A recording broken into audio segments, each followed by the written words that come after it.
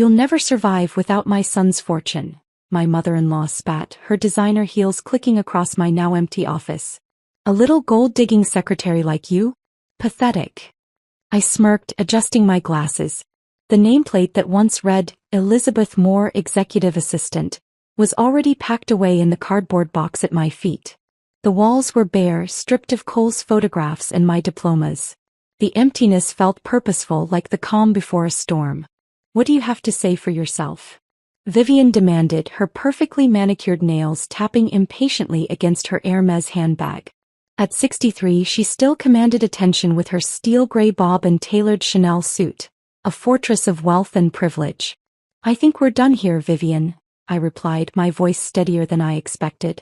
The movers already took everything important. Before we begin, I want to take a moment to thank each of you for being part of this incredible journey. If you're enjoying these stories of empowerment, consider subscribing. It's completely free and helps us build this amazing community. Let's dive in. Her eyes narrowed, scanning the barren desk for something, anything, that might reveal my next move. You think you can just walk away with what belongs to my family? To Blackwood Industries. I'm only taking what's mine. I stood, smoothing my simple black dress, the same one I'd worn to Cole's funeral 3 weeks ago. What Cole wanted me to have. That's rich, she scoffed. My son was worth 50 million and you think a nobody from nowhere deserves any of it? I reached for my box, memories flooding back of my first day in this very office, nearly 5 years ago. The elevator doors had opened to the 30th floor of the Blackwood Tower, and my stomach lurched with nervousness, not from the height but from what awaited me. My sensible heels sank into plush carpeting as I approached the reception desk. Elizabeth Moore for Mr. Blackwood, I'd said, clutching my folder of references. The receptionist had barely looked up. New secretary? Her tone suggested I wouldn't last a week. Executive assistant, I'd corrected gently, though the distinction meant little to most. What nobody knew was that I'd spent 3 years at the Financial Crimes Enforcement Network before burnout and bureaucracy pushed me toward a career change. This position was my fresh start. Simpler, cleaner, but with purpose. I'd researched Blackwood Industries thoroughly, noting several financial patterns that raised flags. Nothing concrete but enough to pique my professional curiosity. Mr. Cole Blackwood's office had been intimidating that first day.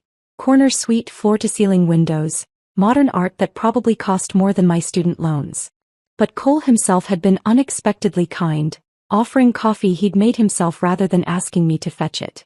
Sorry about the mess, he'd said, gesturing to perfectly organized stacks of reports. Mother insists I need an assistant who can handle my chaos, but honestly I just need someone who can handle my mother. I'd laughed, not realizing how prophetic those words would become. Remember when you had me investigated? I asked Vivian now, picking up a forgotten paperclip from the desk. 3 months after Cole and I started dating? Her perfect jawline tightened. Standard procedure. I protect my family. The private investigator you hired was thorough, I continued. Except he missed my stint at FinCEN. Funny how that works. You were so busy looking for dirt, for evidence I was sleeping my way to the top, that you missed the actual truth. What are you talking about? There was the faintest tremor in her voice now. Cole found it amusing too when I finally told him. I smiled at the memory of his laughter, the way his eyes had crinkled at the corners. That the fearsome Vivian Blackwood had a former financial crimes investigator working right under her nose. A flash of uncertainty crossed her face, quickly replaced by practiced disdain. Whatever game you're playing. It's not a game, Vivian. It never was. Cole and I had started as nothing more than boss and assistant. I'd kept things strictly professional even when I noticed his lingering glances, his excuses to work late when I stayed to finish projects. The company had strict policies against workplace relationships, policies I'd respected. It was the company Christmas party that changed everything. Cole had found me on the rooftop terrace, escaping the forced merriment below. Not one for office parties? He'd asked, offering his jacket against the December chill. Not one for pretending, I'd answered honestly. Everyone downstairs is networking, not celebrating. He'd smiled ruefully. Including my mother. She's currently corralling the board members like sheep. That night we talked for hours about everything except work. Books, travel, our shared love of old jazz records. When he'd asked me to dinner the following week, I'd hesitated. "I don't date my boss," I'd told him. "Fair enough," he'd replied. "What if I wasn't your boss anymore?" 2 weeks later, I'd been transferred to the legal department. Same pay, different supervisor. Our first date had been at a hole-in-the-wall diner where nobody would recognize the heir to the Blackwood fortune. Cole loved me, I told Vivian, who was now pacing the office like a caged animal. Not because I was convenient or ambitious, but because I saw him. Not his money, not his last name, just him. "Please," she sneered. "You played him perfectly. The wholesome girl next door act. All those secrets about feeling intimidated by our world, while you were counting every penny you could get your hands on." I had to admire her commitment to her narrative. Even as her world crumbled, Vivian Blackwood couldn't imagine being wrong. "You never approved of us," I said, stating the obvious. "The secretary who seduced the boss's son. Too common, too plain, too everything you despise. You weren't good enough for him." Her voice was ice. "You still aren't." The day Cole had proposed, he'd apologized. Actually apologized, that his mother would make our lives difficult.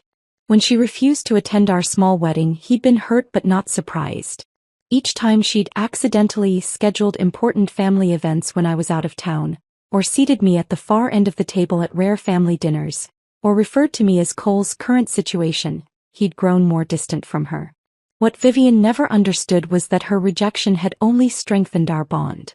Every dismissive comment, every thinly veiled insult had pushed Cole further into building a life separate from his family's expectations.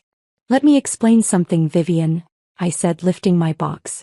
"The game ended days ago and you already lost."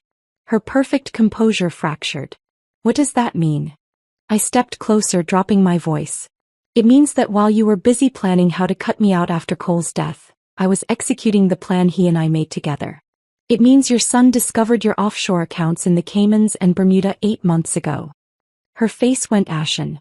"You're lying." "The IRS doesn't think so." I checked my watch. "In fact, they should be serving a search warrant at your estate right about now." The look of comprehension dawning across her features was worth every moment of grief and struggle I'd endured. "You didn't just lose your son, Vivian," I said quietly. "You lost everything. Because you couldn't see past your own prejudice to recognize who I really was, or who Cole had become." I walked past her to the door, turning back one last time to see the formidable Vivian Blackwood standing speechless in the empty office that had once been my first step into her world.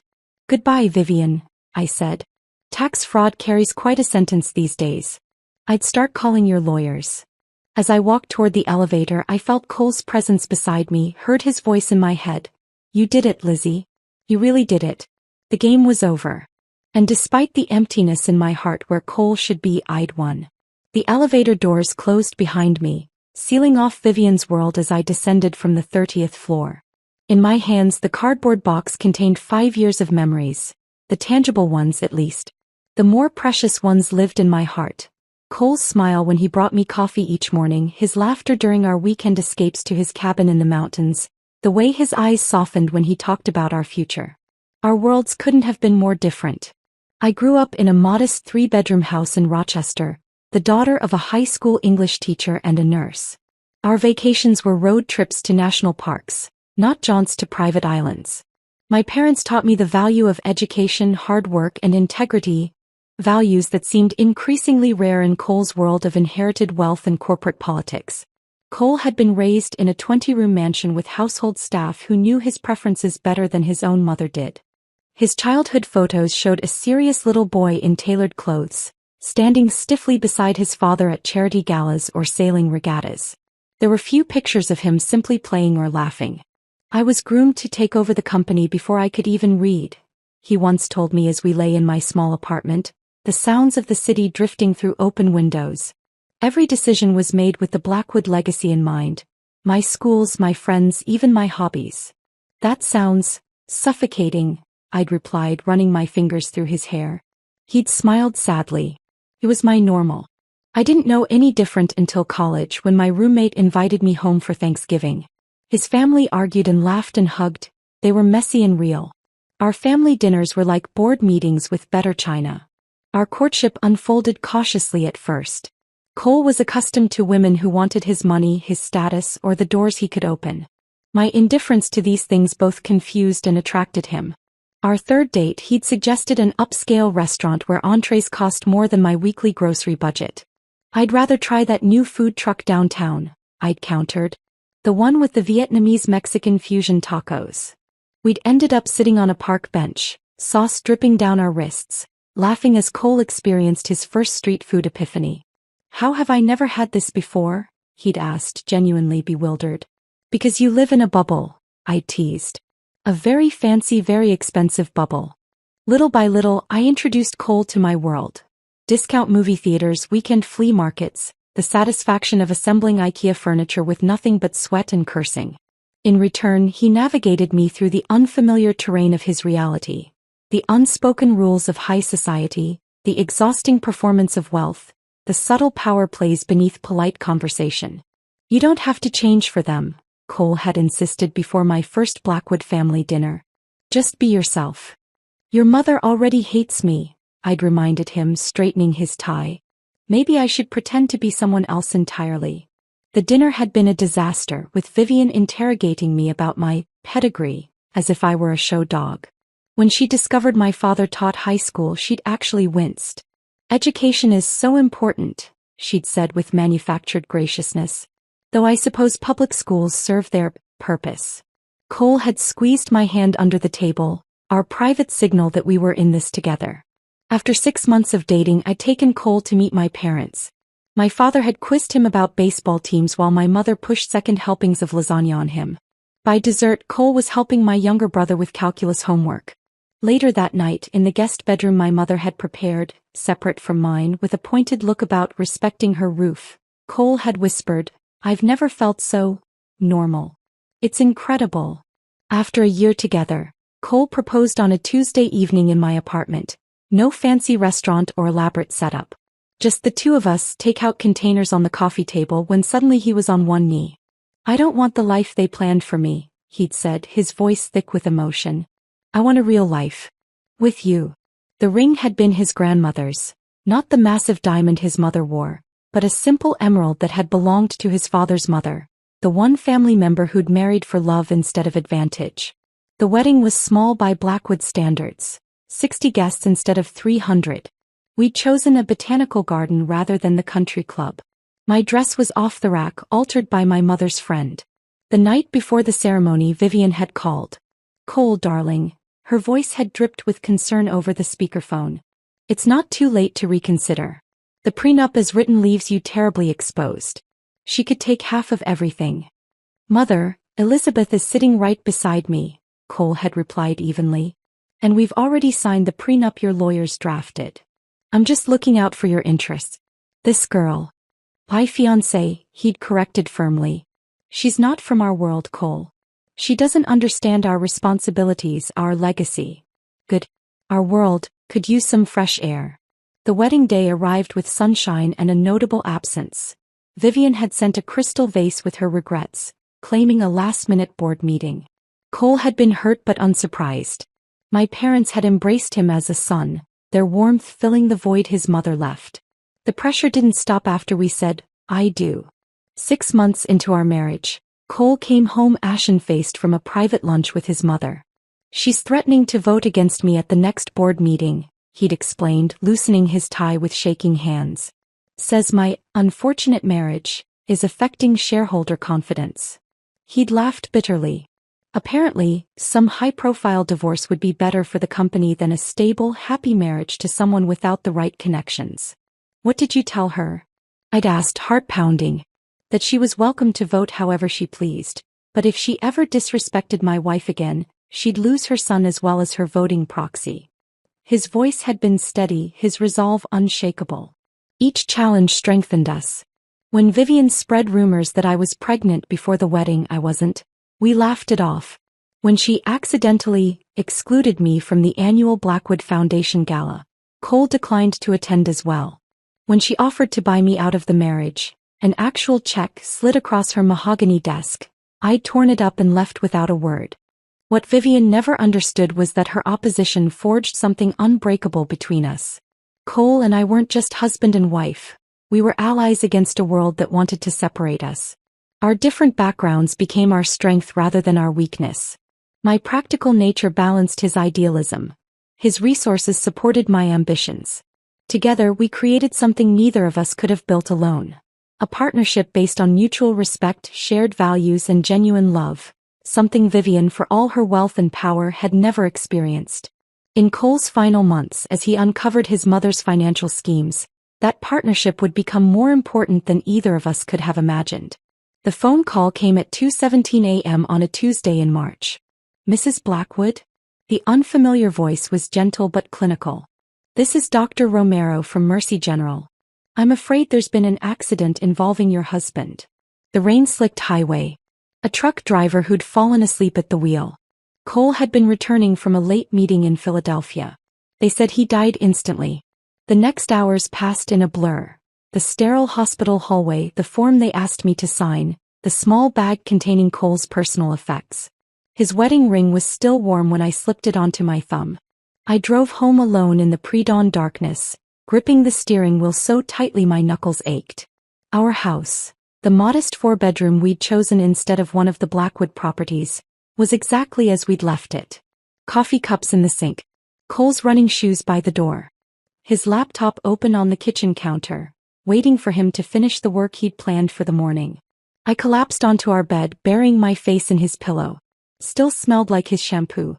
The doorbell rang at 7 a.m. sharp. I hadn't slept, hadn't moved. Through the peephole, I saw Vivian's perfectly coiffed silhouette, her driver standing at a respectful distance by the town car. "Elizabeth." Her voice was steady, her eyes dry. She wore a tailored black dress as if she'd anticipated the occasion. "I've made the necessary arrangements." No, I'm sorry. No acknowledgement of shared grief. No embrace for the woman her son had loved. "Arrangements," I echoed hollowly. "For the funeral. Saturday at St. Paul's. The family plot is prepared." She stepped past me into the foyer, her critical gaze sweeping over our home, the one she'd called charmingly modest with thinly veiled disdain when Cole had proudly given her a tour. "I've taken the liberty of drafting the obituary," she continued, placing a folder on the console table. "Naturally, the board will need to appoint an interim CEO immediately." I stared at her, numb with disbelief. Cole had been dead less than 6 hours and she was already securing her corporate kingdom. The funeral was a spectacle of wealth and corporate politics. Vivian had overruled my wish for a small, private service. Instead, St. Paul's Cathedral overflowed with executives, business associates and society figures, many of whom Cole had actively avoided in life. I sat in the front pew, dress soaked with silent tears, while Vivian held court like a queen in mourning, accepting condolences with practiced grace. Her eulogy spoke of the Blackwood legacy and Cole's dedication to the family business. Not once did she mention our marriage or the life we'd built together. My father squeezed my hand throughout the service. My mother had wrapped her arm around my shoulders, glaring daggers at Vivian across the flower-laden casket. She didn't even ask what music he would have wanted. My mother had whispered angrily as the organist played Vivian's selections, formal traditional pieces Cole would have hated. That evening, alone in our bedroom while distant relatives and business associates mingled downstairs, I found myself staring at Cole's side of the closet. His favorite worn Harvard sweatshirt hung beside tailored suits he wore reluctantly.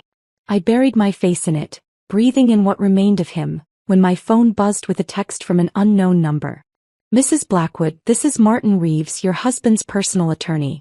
We need to meet privately before tomorrow's will reading. Urgent. Please call." The reading of Cole's will took place in the wood-paneled conference room of Reeves and Associates the following morning. Vivian sat across from me, flanked by the Blackwood Industries legal team, 3 stern-faced men in identical dark suits. My parents sat beside me, my father's hand protectively on my shoulder. Martin Reeves, a slight man with kind eyes behind wire-rimmed glasses, had met with me privately an hour earlier. "What Mr. Blackwood is about to do will cause significant distress," he'd warned me. "Are you prepared?" I'd nodded numbly, uncertain what he meant until he'd shown me the documents Cole had prepared. The plan had been breathtaking in its thoroughness. Now as Reeves cleared his throat and began reading, I watched Vivian's face. Her expression of somber dignity remained fixed until Reeves reached the third paragraph. To my wife, Elizabeth Clare Blackwood, I leave all my personal assets, including but not limited to our home investment accounts, and my controlling shares in Blackwood Industries, totaling 42% of the company's voting stock. Vivian's head snapped up. That's impossible. Reeves continued without acknowledging her interruption. To my mother, Vivian Eleanor Blackwood, I leave my collection of first-edition Hemingway novels, which she gifted me on my 21st birthday, along with my sincere hope that she finds peace. The room had gone utterly still. One of Vivian's lawyers whispered urgently in her ear. Her face had drained of color. "This is preposterous," she finally said, voice tight with controlled fury. "Cole would never." "Mrs. Blackwood, I assure you these documents were prepared by your son personally, with sound mind and full legal authority," Reeves replied calmly. "The changes to his will were executed 3 months ago." "Without consulting the board?" "Without consulting me." Vivian's voice rose sharply. "There are family trusts provisions, which Mr. Blackwood, as primary beneficiary, had full authority to restructure upon reaching the age of 35, Reeves explained, sliding a document across the table. "As he did 14 months ago. The aftermath was immediate and brutal. Before Cole was even in the ground, Vivian had her legal team filing motions to contest the will, claiming I had manipulated Cole, that he wasn't of sound mind. When that failed to gain traction, she tried to invoke obscure clauses in the company charter. 3 days after the funeral, I returned home from a meeting with Reeves to find the locks changed on our house.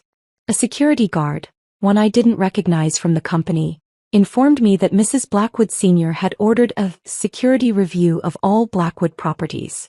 "You have no right," I'd said, voice shaking with rage rather than fear. "I have every right." Vivian had appeared in the doorway, cool and collected. "This house belongs to Blackwood Estates, a separate holding company.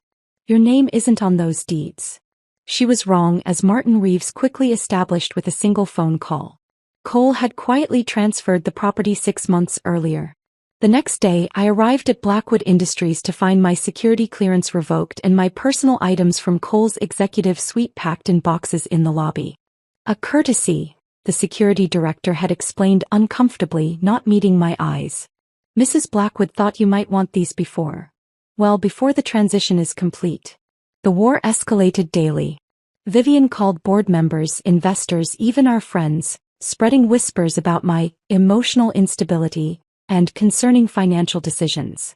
She arranged an emergency board meeting to protect the company's interests during this difficult time. What she didn't know was that I'd already met privately with 5 of the 9 board members, guided by notes Cole had left with Martin Reeves. The emergency meeting had not gone as she planned. A week after Cole's funeral, as rain streamed down the windows of our home, Martin Reeves arrived carrying a small envelope. "He wanted you to have this after the initial unpleasantness had played out," the attorney said, handing me a safe deposit box key and an address. The next morning I drove to First National Bank downtown. A solemn teller led me to the vault, verified my identification, then left me alone with the metal box. Inside was a sealed envelope with my name in Cole's familiar handwriting, a USB drive, and a small velvet jewelry box. I opened the letter with trembling hands. "My dearest Lizzie, if you're reading this, then I'm gone and Mother has shown her true colors. I'm so sorry to leave you to face her alone, but I've done everything I can to protect you, and to finally hold her accountable. What you'll find on this drive is the culmination of 8 months of investigation. Mother has been moving company funds offshore for years. Tax evasion, falsified records, shell companies. It started small after Dad died, but it's grown into something massive and criminal. I couldn't confront her while I was still putting the pieces together. And honestly, I was afraid of what she might do if cornered. So I made a plan. Everything is ready for you. The jewelry box holds my grandmother's sapphire, the one Mother always claimed was lost. Like me, it never really belonged in the Blackwood world. Now it's yours along with everything else I could give you. I love you more than I can say. You showed me what real family means. Always yours, Cole." I opened the velvet box with trembling fingers. The sapphire caught the vault's fluorescent light, brilliant blue against deep midnight. I slipped it onto my finger beside my wedding band as tears blurred my vision. The USB drive contained everything: account numbers, transaction records, offshore holdings, forged board authorizations. The woman who had called me a gold digger had been systematically looting her own company for years. That night, I made a single phone call to a former colleague at FinCEN. The war with Vivian had just entered its final phase, and she had no idea she'd already lost. I spent the night reviewing the contents of the USB drive, each file revealing another layer of Vivian's elaborate scheme. According to Cole's meticulously organized notes, it had all started with a seemingly innocent discrepancy. 8 months before his death, Cole had been reviewing quarterly reports when he noticed an unusual payment to a consulting firm he'd never heard of, Meridian Global Advisors. The amount wasn't particularly large by Blackwood standards, just $175,000, but something about it had triggered his curiosity. It was the timing, Cole had written in his digital journal. The payment went out exactly 3 days after we closed the Singapore acquisition, the same acquisition Mother had initially opposed, then suddenly supported. That single thread, when pulled, had unraveled an entire tapestry of financial manipulation. Cole had discovered that Meridian Global was a shell company registered in the Cayman Islands, which led to another entity in Bermuda, which connected to a private account in Vivian's maiden name. I clicked through dozens of images, screenshots of banking portals, scanned documents with Vivian's signature, email exchanges with offshore financial advisors. Cole had even photographed physical documents from Vivian's home office during family gatherings, catching glimpses of paperwork when she stepped away. Had dinner at Mother's estate tonight. Read an entry from 5 months before the accident. When she went to take a call, I managed to photograph the Artemis Project files. The scheme is bigger than I thought. She's been siphoning funds for at least 7 years, possibly since Dad died. Conservative estimate: $30 million diverted through at least 6 different jurisdictions. The most damning evidence came from Cole's meeting with a former Blackwood accountant who had been abruptly dismissed 3 years earlier. The man had been reluctant to speak until Cole assured him of anonymity. He confirmed everything, Cole had written. Mother fired him when he questioned wire transfers to numbered accounts. She claimed they were special investments authorized by the board, but no such authorization existed. He kept copies of the original transfer records out of fear she would come after him someday. Smart man. While gathering evidence against his mother, Cole had simultaneously been protecting me. There were detailed notes about consultations with estate attorneys, carefully restructuring his holdings to ensure I would inherit everything without legal challenges. He'd updated beneficiaries on insurance policies, investment accounts, and pension funds. He'd transferred property deeds, vehicle titles, and even his precious vinyl record collection into my name. She'll fight you for every penny, he'd written. But I've built a wall around our assets that even Mother's army of lawyers can't breach. The irony is that her own obsession with tax avoidance created the perfect precedent. If she challenges how I've structured my estate, she'll expose her own methods. I marveled at Cole's foresight, his attention to detail. While presenting the image of a dutiful son and CEO, he'd been meticulously documenting his mother's crimes and securing our future. The double life must have been exhausting, yet his notes never showed resentment, only determination and occasional sadness. One journal entry from 2 months before his death broke my heart. Sometimes I catch Mother looking at old photos of Dad and me, and for a moment I see genuine love there. I wonder what happened to her, when money and control became more important than family. I keep hoping she'll remember who she used to be, but I can't stake Liz's future on that hope. By dawn, I had a complete picture of both Vivian's crimes and Cole's counterplan. Blackwood Industries had legitimate operations in several countries, which Vivian had leveraged to create a complex web of financial transfers. On paper, everything looked like routine international business. In reality, millions were flowing through shell companies and ultimately into private accounts beyond the reach of American tax authorities. I made coffee and watched the sunrise from our kitchen window, Cole's grandmother's sapphire heavy on my finger. The next steps were clearly laid out in Cole's notes, but executing them would require perfect timing and nerves of steel. Vivian was powerful, connected, and utterly ruthless. One misstep could be disastrous. First, I needed to secure my position within Blackwood Industries. Cole had left me controlling interest, but Vivian was already challenging the transfer and lobbying board members. I would need allies. I spent the next 3 days meeting privately with key players. Harold Bennett, the company's longest-serving board member and Cole's godfather, was my first target. We met at his fishing cabin outside the city, away from Vivian's network of informants. I always wondered when this day would come, the white-haired man said after I showed him selected documents from Cole's files. Vivian changed after Richard died. The ambition was always there, but the moral compass disappeared. Will you support me? I asked directly. Cole trusted you. That's good enough for me. He'd paused, studying my face. But this won't be pretty. Vivian will burn everything down before admitting defeat. By the end of the week, I had secured commitments from 5 of 9 board members. The emergency meeting Vivian had called to oust me instead resulted in a formal recognition of my authority as majority shareholder. Her face as the vote was announced, shock morphing into cold fury, would stay with me forever. Next came the financial safeguards. Following Cole's detailed instructions, I worked with Martin Reeves to lock down every corporate and personal account Vivian might target. We changed signatories, updated access protocols, and implemented two-factor authentication on digital platforms. When Vivian attempted to transfer $3.2 million from the company's operating account to an emergency reserve fund only she could access, the transaction was flagged and blocked. Mrs. Blackwood is most displeased, the CFO informed me nervously after receiving what he described as a thermonuclear phone call from Vivian. Mrs. Blackwood will need to adjust her expectations, I replied calmly. With my position secured and assets protected, the final step of Cole's plan arrived: accountability. This was the part he had left to my discretion with a simple note: justice or mercy, I trust your judgment, Lizzie. I spent a sleepless night weighing the options. Expose Vivian publicly, destroying the company's reputation and potentially harming thousands of employees? Handle it privately, allowing her to maintain dignity while quietly stepping away? For hours I wrestled with what Cole would want. Then I remembered his words from years earlier, when discussing a competitor who'd been caught in an ethics scandal. The problem isn't that he broke the rules, it's that he thought the rules didn't apply to him. That kind of entitlement needs consequences. The next morning I compiled a carefully curated selection of evidence.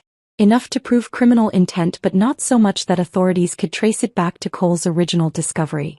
Then I contacted Daniel Friedman, my former supervisor at FinCEN who now worked with the IRS Criminal Investigation Division.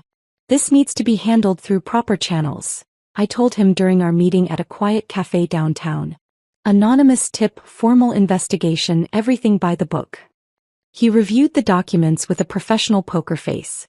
This would trigger an automatic investigation. Significant penalties likely. Possibly criminal charges. I understand. The company itself could face repercussions. I'm prepared to cooperate fully to protect the business and its employees, I assured him. This is about one person's actions, not the company. 2 days later, I filed for an emergency board meeting to address regulatory compliance concerns. The agenda included appointing an independent auditor and creating a special committee on financial governance, moves that would appear proactive when the investigation became public. The anonymous tip to the IRS went out that same evening, time to reach the agency just as I solidified my control over Blackwood Industries. The wheels of justice began turning, slowly but inevitably, all according to the plan Cole had so carefully crafted. As I stood in our bedroom that night, looking at his side of the closet I still couldn't bear to clear out, I whispered, I hope I made the right choice. The sapphire caught the lamplight as I raised my hand to touch his favorite sweater, and I could almost hear his response. You always do, Lizzie. You always do. 3 weeks after submitting the evidence, I was reviewing quarterly projections in Cole's former office when my assistant knocked softly. Mrs. Blackwood, there are federal agents in the lobby. They have a warrant. I nodded calmly, though my heart raced. Please show them up immediately and call Martin Reeves. Tell him it's happening. The raid was methodical and overwhelming. 15 agents in dark suits and windbreakers emblazoned with IRS Criminal Investigation, spreading throughout the executive floor. They presented warrants for specific financial records, electronic devices, and access to the company servers. Employees watched in stunned silence as boxes of documents were carried out and computers sealed with evidence tape. The lead investigator, a stern-faced woman named Agent Pearson, approached my desk with professional detachment. "Mrs. Blackwood, we have a simultaneous operation underway at Vivian Blackwood's residence. I'd advise full cooperation." "Of course," I replied, unlocking my computer. "Blackwood Industries has nothing to hide. I've already instructed our IT department and records management to provide whatever assistance you need." Her expression revealed nothing, but I sensed her surprise at my ready compliance. "I should inform you that we're executing search warrants at multiple locations, including 4 offshore entities connected to this company." "I understand. Would you like coffee while you work? It's going to be a long day." A hint of a smile crossed her face before she returned to her professional demeanor. "That won't be necessary. But thank you." Throughout the day, I maintained an outward calm, directing employees to cooperate fully while secretly monitoring texts from Harold Bennett, who had connections within local law enforcement. His messages provided glimpses of the parallel raid at Vivian's estate. 7 vehicles at the mansion. Vivian attempted to deny entry. Warrant prevailed. An hour later, she tried to make a call to Switzerland. Agents stopped her. Not going well. By late afternoon, the agents at Blackwood Industries were packing up, having copied server data and collected dozens of boxes of records. I had just signed the final inventory form when my phone rang, Vivian's name flashing on the screen. "You little snake," she hissed before I could speak. "Do you have any idea what you've done?" "I believe federal agents are explaining that very clearly," I replied evenly. "They're tearing apart my home. 30 years of my life, my privacy violated because of some accounting discrepancies that could have been resolved internally. I closed my office door for privacy. Tax fraud of this magnitude isn't a discrepancy, Vivian. It's a crime. They're saying Cole was involved." Her voice shifted suddenly, calculating even in crisis. "That's their theory, that Cole set everything up before his death and I was merely following his instructions. After all, he was CO. My blood ran cold at her willingness to tarnish her dead son's name to save herself. What a convenient narrative. "It's the obvious conclusion," she pressed. "The prosecutors will see that. The poor man arranged these accounts to protect the family, then died unexpectedly before explaining the situation to anyone. A tragic misunderstanding. Is that what you're going with? Blaming your dead son for your crimes? It's called survival, Elizabeth. Something you understand quite well, apparently." Her voice hardened. "Meet me at the house in an hour. We need to align our stories before this gets worse." "There's no our stories, Vivian. Only the truth. Don't be naive. You're implicated too now that you've taken control of the company. We're in this together whether you like it or not." I thought of Cole, of his meticulous plans and the justice he deserved. "1 hour, I agreed. "We'll talk." Vivian's mansion was in disarray when I arrived, drawers emptied and papers scattered across antique furniture. She sat in the library, a glass of scotch in her trembling hand, looking older than I'd ever seen her. "They took everything," she said without greeting me. "Computers, phones, even my passport. That tends to happen during federal investigations." She drained her glass. "I've already called Senator Morrison. This will be contained by morning." I sat across from her. "Your political connections can't help you this time. The evidence is too substantial." "Evidence can be interpreted many ways." She leaned forward. "Listen carefully. If Cole arranged these accounts." "He didn't."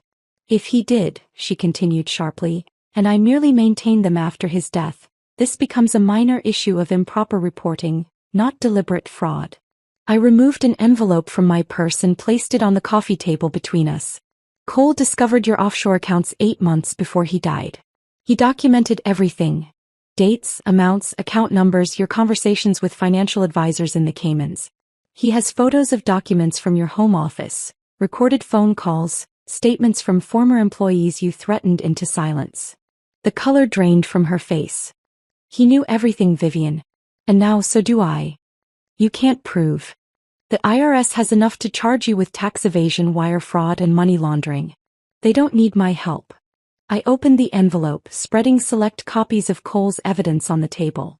"But if you attempt to smear Cole's name to suggest he was involved in your schemes, I'll make sure every document, Every recording, every photograph becomes public. She stared at the papers, recognition flickering in her eyes. He wouldn't have betrayed his own mother. He gave you every chance to stop. You chose money over your relationship with your son. Over basic ethics. Over the law. Her facade cracked, revealing a glimpse of genuine emotion. Not remorse but fear. What do you want? I want you to accept responsibility. Plead guilty, make restitution, serve whatever sentence they give you with dignity. You expect me to go to prison? Her voice rose incredulously. I expect you to face consequences just like anyone else would. I gathered the documents and stood. Cole deserved better than a mother who would blame him for her crimes from beyond the grave. And you think you've won, she said bitterly. The secretary who stole everything. I didn't steal anything, Vivian. Neither did Cole. We earned what we built together. I moved toward the door. The difference between us is that I would give it all back in a heartbeat just to have him here again. In the weeks that followed, Vivian's world collapsed systematically. She was indicted on 17 federal charges. Most of her assets were frozen. Former associates distanced themselves, suddenly unable to recall their once close friendship with the Blackwood matriarch. With Martin Reeves' guidance, I began restructuring Blackwood Industries, implementing transparent financial practices and an ethics oversight committee. The company weathered the scandal surprisingly well once I made it clear that Vivian's actions had been hers alone, and that the new leadership was committed to full cooperation with authorities. 6 months after the raid, Vivian accepted a plea agreement, guilty on 3 counts in exchange for a reduced sentence. The evening news showed her leaving the courthouse, head high despite the circumstances. She would serve 28 months in a minimum security facility, with millions in fines and restitution. That same week I finalized the paperwork for the Cole Blackwood Foundation, dedicated to funding financial literacy programs in underserved communities. The irony wasn't lost on me, using proceeds from Vivian's restitution payments to teach others about ethical financial management. He would have loved this, my mother said at the foundation's quiet launch event. Using something broken to create something beautiful. A year after Cole's death, I stood at his grave with fresh flowers, the granite still seeming too new, too wrong. We did it, I whispered, tracing his name with my fingertips. She's facing consequences. The company is thriving with ethical leadership. The foundation has already funded programs in 3 states. I paused, my throat tightening. I miss you every day. But I'm finding my way. The autumn wind rustled the trees overhead as I placed a small stone on top of his headstone. A tradition my father had taught me, a sign that someone had visited, that the deceased was remembered. Back at our home, still our home though I'd finally managed to clean out his side of the closet, I settled on the porch swing with a glass of wine. Tomorrow would bring challenges. A board meeting, foundation decisions, everyday life without Cole. But I had discovered strength I never knew I possessed. Vivian had underestimated me from the beginning, the gold-digging secretary, who turned out to be her downfall. She'd never understood that real power comes not from wealth or status, but from integrity and purpose. As the sun set behind the trees Cole and I had planted together, I raised my glass in a silent toast. To justice served cold. To grief transformed into purpose. To the love that had changed everything. And to the woman I had become along the way.